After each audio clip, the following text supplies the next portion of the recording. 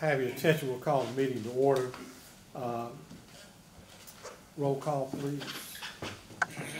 Mr. Bryson? Mr. Coleman? Here. Mr. Dove? Here. Dr. Dozier? Here. Mr. Freeman? Here. Mr. Gunn? Here. Ms. Hartung?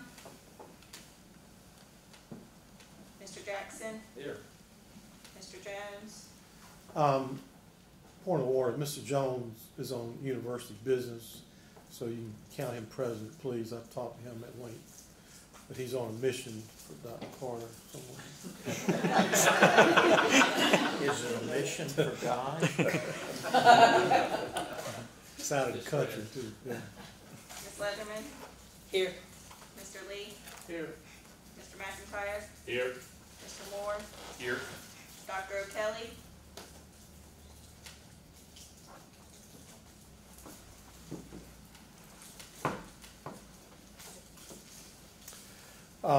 For the record, the meeting has been notified in accordance with the requirements of Freedom of Information Act. Quorum's present. We're a couple of minutes early, but we do have a little time constraints with the activity tonight at the center. So you've had an opportunity to review the minutes. To have a motion for approval. Second. All those in favor, please say aye. Aye. Any opposed? Minutes stand approved. And we move into committee reports, executive affairs. I'm going to recuse myself and ask Trustee Jackson to cover these issues since somebody I know personally is on the agenda there. Trustee Jackson. Okay. The executive committee met and we have three resolutions to present to the board for action. The first one, you have these in your packages. And, the first one is Resolution 124, affirming the freeze on tuition for the academic year 24-25. And this is the 7th year in a row that we've been able to do that. And the committee's pleased to be able to present this to the board. So I'll present that to you for your vote. Any discussion or questions? All in favor signify by aye. Aye. Opposed, nay. Motion's approved. Second resolution is 224, a resolution for the naming of the Dr. Randall Dozier School of Education wing. And we are, again, pleased to be able to present this motion. The committee voted unanimously to support it and present it, and I present it to you for your vote. Any questions or comments? Or, if not, all in favor signify by aye. Aye. Aye. Opposed, nay. Motion is approved. Thank you. And the final resolution from the executive committee is Resolution 324, resolution for the naming of the Robert Lee School of Business wing. And any questions or comments? Let's hear it. All in favor signify by saying aye. Aye. Opposed, nay. Motion is approved. Thank you, Mr. Chairman. That is all from the executive committee. So you're turning it back over to me? Thank you. Okay. We'll hear from Academic Affairs and Accreditation, Mr. Moore. Thank you, Mr. Chairman. The committee heard reports today from the Chair of the Faculty, Enrollment Management, International Programs, and Library, and the academic units. The first order of business was Resolution 424 to approve a Bachelor of Arts and Bachelor of Science in Criminal Justice. It was presented to the committee for approval. The vote was unanimous, and so I would ask that we proceed with the motion to approve from the board. Have a second. Second. So we have a second for approving the resolution, Bachelor of Arts and Science in Criminal Justice. Any discussion? All those in favor say aye. Aye. Any opposed? Aye. Motion carries. Mr. Moore. Thank you, Mr. Chairman. Trish Hartung. We heard from the academic units about the research and scholarship being conducted. One of the highlights is that a two-day STEM fair was recently hosted on campus. The departments of biology, chemistry, mathematics, physics, and engineering, as well as computer science, all participated. On Friday, February 9th, almost 600 high school juniors and seniors from across the PD visited campus to participate in a variety of hands-on STEM activities. And on Saturday, February 10th, around 200 members of the community participated in the same activities. We also heard that just this afternoon, the Autism Studies Program, which the board approved at the November meeting, received final approval from the CHE. The committee heard a report from the Secretary of the Faculty, who reported that on February 10th, FMU hosted the first South Carolina Faculty Leadership Conference. 20 faculty governance leaders from 8 four-year institutions were present. Additionally, it was reported that Dr. Sharon O'Kelly was re-elected as the chair of the faculty at the most recent meeting of the general faculty. And we heard from the international programs that during spring 2024, FMU is hosting 6 international exchange students and 7 FMU students are studying abroad. There are also 2 international spring break trips this year. The Honors McNair trip to Ireland with 3 faculty members and 5 students, and the faculty ambassador trip to Germany with 6 faculty and 1 trustee, which is Trustee Jones, who was mentioned earlier. There will be multiple travel study trips this summer. There'll be 2 classes totaling 16 students who will be studying at the Wild Sameco Biological Wildlife Station in Ecuador, and there will be 1 course of 12 students studying sustainability at one of our exchange partners in Orlando, Germany. Also, enrollment management reported that enrollment is stable, which is good. My understanding is there is a smaller market share of potential students, and we are continuing to keep stable numbers in that, so that's good for us. There's 363 applications for graduation, which is more than last year, and the library reported that in the last year, 74,000 entries at the most recent gate count, which is up 10,000 entries from the previous year. And that concludes my report. Thank you, Mr. Moore. Any questions or discussion about anything that he covered? Jody Bryson.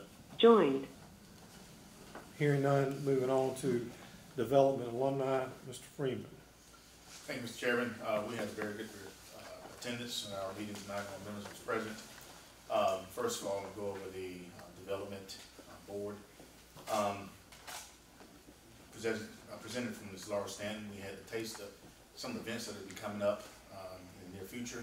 Taste of the tournament, golf tournament is going to be held at the Country Club of South Carolina on April 26th. I know several of you all normally on this board have a couple of teams together every year. It's always a good attended event. Arts International will be held this year on April 13th at PAC. The facility is there, which is formerly Arts International. Scholarship recipients and donors reception is going to be March 19th. It's going to be held at the Marion University Center. For the Education Foundation, some gifts that was given. Given Day was on January 29th of this year. We had gifts far as way as from Uruguay. I think it was a former athlete that lives down there, sent a gift here to the event. 7% of the gifts was from residents of the state of South Carolina. And then there's various other foundations such as the Crosby Endowment Scholarship Foundation, the Leatherman Fund, the David Smith Contribution, Sparrow Endowment Scholarship Fund, one other name I can't even pronounce, but those various funds that were given to. For the regional community reports, we will have a exhibit at the Steve Gately Gallery on March 19th, Temple Threads exhibit. The Performing Arts Center will have a Forever Motown event, which is going to be March 9th. That's just coming Saturday. Center for the Child maintains enrollment. Everything's going very well over there. Local Government Leadership Institute, its session is going to be March 7th, which is currently going on now, and also tomorrow. And then the Nonprofit Leadership Institute, Fred Shaheen, sessions will be March 14th and March 15th. And both of those events were going to be held at the consortium down in Lake City. For the Alumni Affairs Report, given to by Mr. Lee Daughtry, of course, we just got over homecoming, which is the 24th of February. They had an event on that Friday night for the alumni at the Gately Gallery. Everything was very well attended. Tailgating went very well there at homecoming. They had things such as food trucks, vendors, and everything alike. And as I said before, everything went very well. And capstone programs for this year for that particular department is May the 13th through the 19th. They have an alumni Ireland trip going on, and they was going to only have to have 15 people to make the trip go, but currently they have 27 people signed up to go. So they're all excited about that, and I think it's going to be 5-6 days of this tour in Ireland, so it's going to be really exciting. Questions? If not, that concludes my report. Mr. Chairman. Thank you, Mr. Freeman. Moving on, Finance and Facilities, Trustee Jackson. Thank you, Mr. Chairman. The committee met and we reviewed the budget summary report, which you have in your packages, and all the revenues and expenditures are tracking as projected within the budget. We'll have to answer any questions if anybody has any. We also have a couple resolutions to present to you. The first one is Resolution 524, which is for an adjustment of university fees, and that's due to the increasing operational expenses and food expenses related to the dining hall, and the request is for a 6% increase, which you have the resolution in your package. Any questions regarding that? That motion comes from the board, the committee unanimously. I have a second. Second. Any questions or discussion regarding the resolution for adjustment of university fees? Hearing none, all those in favor say aye. Aye. Any opposed? Aye. Thank you. Resolution is passed. The next resolution is 624, which is a resolution to adjust the budget for the engineering facility. We have discussed this in the past, and it was presented, the price that came in from the contractor exceeded what we were willing to pay, so we put that on hold, and we went back and redid it, and it came back in at 1.5 million, and so originally it was we had approved 1 million, so what we're doing is asking for an additional 500,000 from the capital maintenance reserve fund, so that'll be a total cost not to exceed 1.5 million, and we present that to you for your consideration. Motion to have a second. Second. Any questions? Hearing none, all those in favor say aye. Aye. Any opposed? Aye. Resolution passed. Okay, we also heard from Ralph Davis on the status of a lot of the building projects. As you know, there's a lot going on, and a lot that will be going on in that area. The School of Education, School of Business building is progressing well, and that is expected to be finished in May. So students will be in there for the fall classes. Also, the redevelopment of the entrances around campus will start in the next couple of weeks, and those are going to be really nice. I think you'll enjoy those, and it'll go a long way in adding to the beauty on our campus. Also, this summer we'll begin work on the village apartments, and also there'll be a lot of paving just about everywhere. We have asphalt, I guess, is getting a new coat, and also the improvements to the sidewalks around campus. So between the entrances and the paving and the sidewalks is really going to make this campus look great. So I'm excited about that. Finally, the development on the Floyd Medical Building, which is the old Circle Park downtown, is underway. The architects have that, and you'll be hearing more about that in the coming year. So also the Forestry and Environmental Science Building is going to be starting to move quickly here soon, so you'll be hearing about that too. But those are all projects that are going to add to our campus, and our downtown campus, and our campus here. So, unless there are questions, Mr. Chairman, that concludes my report. Any questions? Hearing none, thank you, Trustee Jackson. Moving on to student life, and Athletics, trustee McIntyre. Yes, Mr. Chairman, we met earlier with Student Government Association President Devin Campbell, who's our current president for 23-24. We heard from him that the Well Vista project is going to be rolled out on March the 21st. Well Vista project we talked about briefly last time will be provide free pharmaceuticals to students, faculty, and staff who are not covered by any other health insurance plan. So we think that's going to be very well received. We heard about amendments to the SGA Constitution for elections and membership, which we hope will enhance the interest in the SGA. They've been involved in numerous events on campus. The big game party was sponsored by the SGA, which had 100+ students supporting our teams in the competition. We heard about them being involved in the homecoming bonfire event. They also sponsored a town hall event, so they were very involved in numerous things on campus. They also established an SGA Aramark committee that will have some of their representatives on the committee to work with Aramark as far as food choices in the cafeteria. They are currently getting applications for upcoming elections, and the voting actually for new elections, new senators and executive officers is going to begin on 3/25 and run through 3/29 this month. Next, we heard from Ms. Latasha Brand, the Dean of Students, about various activities going on campus and student life. They've offered many programs this spring already, including the MLK celebration and Holocaust remembrance events, which were held in January.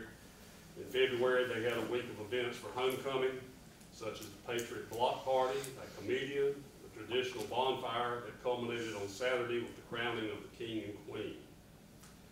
The McNair Institute, along with the support from Student Life, recently held the 7th annual President's Bowl academic quiz tournament. And it was well attended. There was a lot of spirit there, great matches. Ultimately, the student team from the American Chemical Society took home the trophy. The Campus Activity Board has been involved in a host of things, fun events for students all during the spring. That includes things like bingo night, karaoke night, video game night, and casino night. Food truck Thursdays have been popular, along with yoga classes and Latin dance classes. Continue to be popular this spring, offering various activities for students on campus. They're also working to offer some co-curricular activities with departments and student clubs. Overall, there's been a lineup of events and activities for our students this spring semester with a great turnout so far for all events. Coming attractions will include Kevin O'Kelly, MD. Joined. Will include Miss Frances Marion pageant, the Greeks at the Game event, CAB laser tag event, CAB speed friending event, student life awards, and finally our summer will end with a party and Greek games. The student life office staff traveled to Hershey, Pennsylvania recently and learned about Association of Campus Activities. This will help them develop ideas for programming and for other initiatives. And also the COVID response office, we have continued to be one of the lowest in the state among our sister institutions, and we've had very few cases thus far this year. Next, we heard from Mr. Murray Hartzler, our athletics director, about sporting events and athletic events. Murray related about the large difference it's making in the student athletes with the renovated center, Smith Center, University Center, with the fitness center, the weight room, the renovated gym, and locker rooms. It's all taken it and enhanced the student athlete life to a different level, so they're very appreciative of that. We've also gained some national attention recently through our athletics department. Our senior women's basketball player, Lauren Taylor, grabbed an NCAA single game record, 43 rebounds versus North Greenville on February 15th. And alumnus Pearl Moore, also an FMU grad, gained national notoriety during the months of February and March. Taylor was featured on various ESPN shows and its website, and interviewed from media from around the country, including the athletic national publication in the Wall Street Journal. Moore's all-time record of 4,061 points has been mentioned numerous times in relationship to Iowa's Caitlin Clark's scoring push recently. Moore was interviewed by The Athletic and the Wall Street Journal, as well as other media outlets from around the country. Her name and record have been mentioned on national broadcasts such as ESPN and Fox, as well as seen on the ESPN crawler at the bottom of the screen, which all this provided great exposure for our athletic program and for Francis Marion overall. Well, the baseball team has won their first 4 series of the season and are currently at 10-8, and they've got 6 wins over nationally ranked opponents thus far. They have a very tough schedule this year. The softball team is off to a good start. The 2024 team opened the season as the preseason favorite to win the Conference Carolinas title and is currently 17-6. Sophomore Elisa Poston has twice been named the Conference Pitcher of the Week and has tossed a pair of no-hitters so far this season. The men's basketball team is currently at 15-12 and is the 4th seed in the Conference Carolinas tournament and will play in the quarterfinals Friday at 11 a.m. The women's basketball team has ended the regular season at 20-7. The team's second consecutive 20-win campaign is the 2nd seed in the Conference Carolinas tournament, and they will play the semifinals Saturday night at 7:30 p.m. Senior Lauren Taylor has been named the Conference Player of the Year and the Defensive Player of the Year. And finally, the FMU Athletic Hall of Fame welcomed 3 new members at the homecoming in 2024. Baseball player Barrett Klanknick, cross-country track runner Paul Reardon, and longtime athletic trainer Spider Webb. 193 student athletes were named to the FMU Swamp Fox Athletic Academic Honor Roll for 2023 with a 3.0 or higher GPA. And 55% of the student athletes, including 35, had a perfect 4.0. The overall GPA for athletes this fall was 3.15. And finally, the athletic auction will be at the Performing Arts Center on May the 16th at 6 p.m. And that, Mr. Chairman, concludes my report. Any questions? Hearing none, we move on to the, yeah. I need to amend my report. It's on the 3rd page. The highlight of the night, the night is Alumni Awards Night. The event will be held at the PAC Center at 6 p.m. It starts at 6 p.m. And we are actually, Alumni of the Year is awarding Dr. Shirley Bowsmith, a former faculty member and also chairman of the School of Education. You forgot to mention that? Yes. He was going to cover that. Thank you. Yes, sir. Anything else, Mr. President? Let me begin, Mr. Chairman, by recognizing we have 3 faculty guests with us today. We've got Rebecca Wada from the Speech Language Pathology Program, Dr. Frances Burns, I think it's Dr. Burns, there she is, behind Larry, and Jessica Duche, who is chair of our Department of Sociology. Thanks for coming and joining us today. We're delighted to have you here. Let me thank the board for passing for yet another year in a row that tuition freeze. It's hard to imagine though. The last year we passed a tuition increase was for academic year 2016-17. Okay, so as long as the General Assembly continues their generosity with tuition mitigation appropriation. And as long as our philanthropists, our private donors are as generous as they have been in the past, I think we can plan on trying to keep tuition at a fairly stable level going into the future, which is great news for our students and their parents. I do want to thank the board for passing the naming resolutions for trustees Dozier and Lee. We work so closely together, and the faculty as well. It's hard to remember that that Randy's actually served on this board now for 32 years, and Robert served on the board for 26 years. It's I think everybody in this room knows that many of the successes that the university has realized over those years have come about in large part because of the leadership of these 2 gentlemen as well as the other trustees around the table today. And I'm particularly pleased that when we open that new School of Business and School of Education this summer, we will be honoring it with the names of 5 faculty members and 2 trustees. That seems to me to be the right kind of symmetry to open a brand new building in any event. I also want to thank the board for acting on the criminal justice program. It's going to be an important program for us going forward. I want to thank the provost and her office for the leadership in moving that criminal justice program along. And Jessica, I want to thank you and Dylan Tatum, the chair of political science, for bringing your faculties together and helping us get that program through in a very expeditious period of time. I do want to tell you, please go to the University Center if you haven't seen it. It's a strikingly beautiful building, and I think it turned out to be everything that we wanted it to be.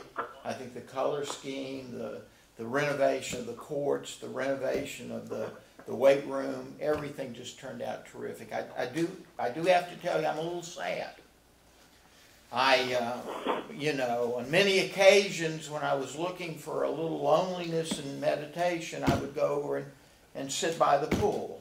and unfortunately it's gone now. So the quietest place on campus no longer exists.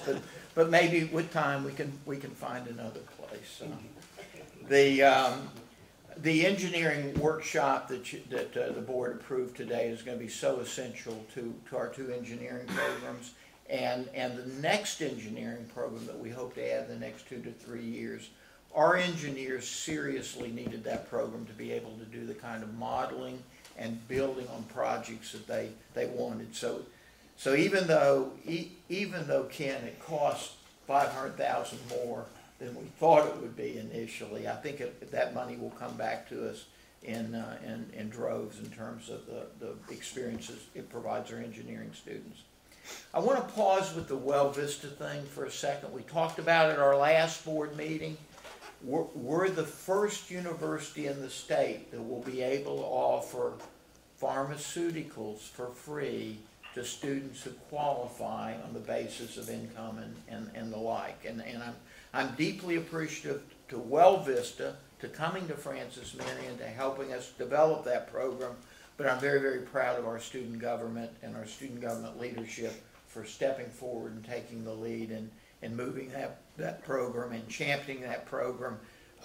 And once our students get qualified, income qualified, they'll be able to continue to receive those pharmaceuticals. They'll be able to receive them at their mailboxes on campus, which will be a terrific convenience, particularly those that have chronic illnesses and need medication on a recurring basis. Let me say a word or two about commencement. We will have our Friday night commencement speakers this year, and that will be for business and health sciences. Donna Isgut, the president and CEO of McLeod Health Systems, will be the commencement speaker. And we will also honor the contributions of this community of Debbie Jackson, Judge Debbie Jackson, who actually will be retiring this year from her judgeship. And that Friday night ceremony will allow us the opportunity to award honorary degrees to both Donna and Debbie. Saturday morning, the speaker will in fact be the Speaker of the House, South Carolina House of Representatives, Merle Smith, and we will also recognize the many decades of contributions to the university on the part of Lorraine DeMalpazan. I think for many members of this board, that'll be a very special recognition because Lorraine worked so closely with us during the first 5 or 6 years of kind of revamping and reorganizing the university. As Tracy told us a little earlier, the Alumni Awards is tonight, and we're going to want to beat feet as we leave here because indeed the reception is after the ceremony, And Tracy, the ceremony starts at 6 sharply. Is that correct? Finally, I just want to say this. Our women's and men's basketball team have had a heck of a run this year. They're both in the conference tournament this weekend up in Spartanburg. I know the Carters will be there, and I want to urge any of you, even if you could just get up for one day and a game, think about coming up if you can. The men will play their first game Friday at 11. The women will play their first game Saturday at 7:30. So it promises to be a pretty exciting weekend for Francis, Marion, and Spartanburg. So thank you. That concludes my report, Mr. Chairman. Thank you, Mr. President. Any questions for him? Discussion? Moving on to nomination committee report. I'm going to give that to Mr. Lee. We have some unfinished business there. He may want to discuss that. As we're all aware, Gordon Keels was our secretary of the board, and he succumbed after a long illness. And so we have to pick a replacement, not somebody to replace him, but somebody to do this job. And it is a unanimous recommendation of the committee appointed by the chair, myself, Ms. Leatherman, and Jody Bryson. So our recommendation and motion to the board is that we elect Ken Jackson to fill the unexpired term for the secretary. Do I have a motion to accept the nomination? Have a second? Second. All those in favor, say aye. Aye. Any opposed? Aye. No. Thank you. Thank you, Mr. Jackson.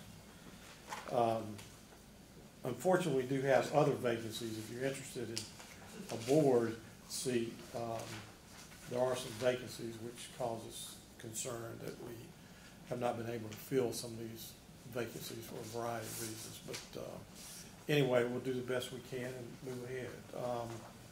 No new business, no need for executive session. Have a motion to adjourn. So moved. Call the meeting adjourned. Thank you. Yes, sir. I'll need